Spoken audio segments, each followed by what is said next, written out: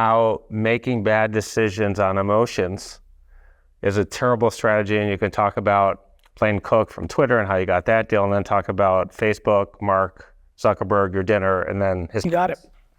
So that whole Silicon Valley era for me started with, so now I'm right about email, I'm right about the website, I'm right about Google AdWords in 2005, and here comes YouTube. I see that, and I'm like, fuck, I'm gonna build my dad's store with this. So I've used the tool of web, I've used the tool of search and email, and here comes video online, and I start using the tool. I start Wine Library TV on February 21st, 2006, less than a year after YouTube comes out. And I want to take a moment right now and give a huge shout out to Eric Kastner. Eric Kastner was my lead developer. One of the most progressive things I've done in my life was the day I started working in my dad's store full time, May of '98. I told him from the day I started, I will take nothing in my salary, but we need to hire a computer guy.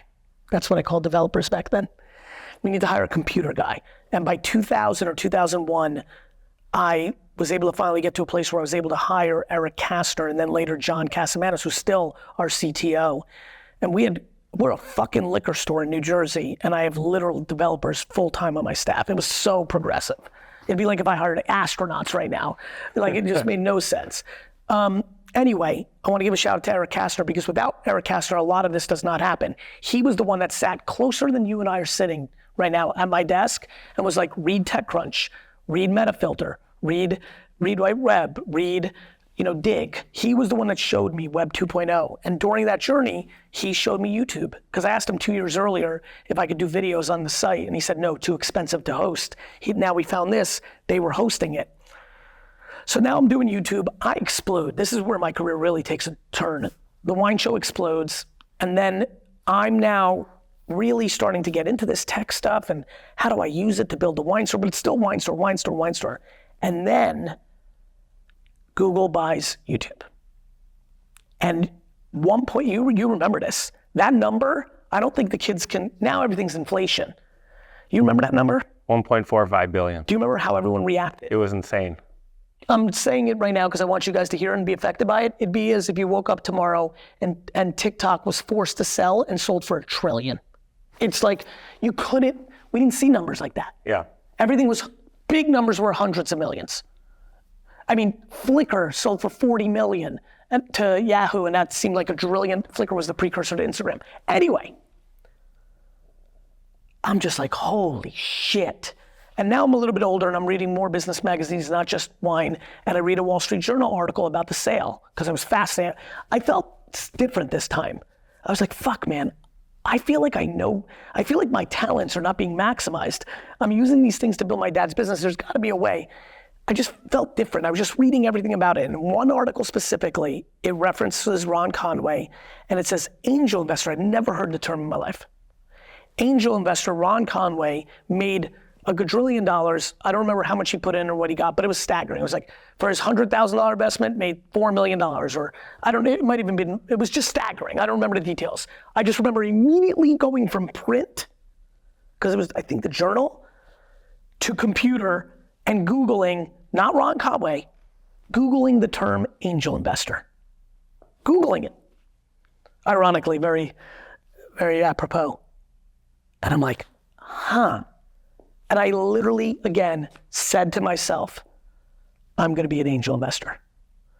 I'm gonna build up some savings. I had some savings at that point. And one of the first videos I ever made that wasn't a wine video was called Facebook Should Be Worried About Twitter. Because Twitter just come out, I was again fascinated by it.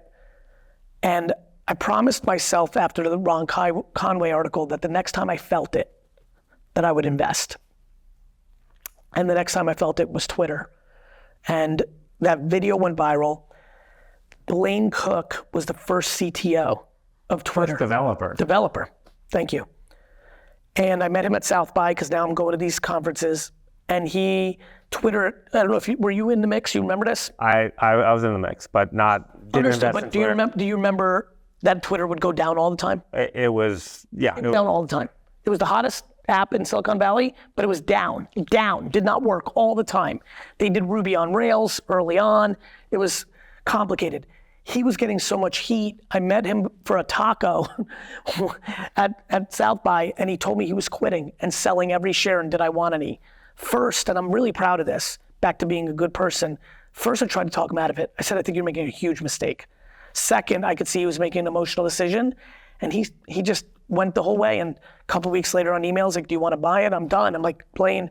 He's like, I'm done. And so me, Fred Wilson, and Kevin Rose, if I recall properly, bought up all his shares. That was my first investment. And then a couple months. And he left $700 million, like $2 billion on the table. That's right. Just staggering. And then several months later, because I become friendly with, my video went viral, Facebook, Dave Morin asked me to speak at Facebook.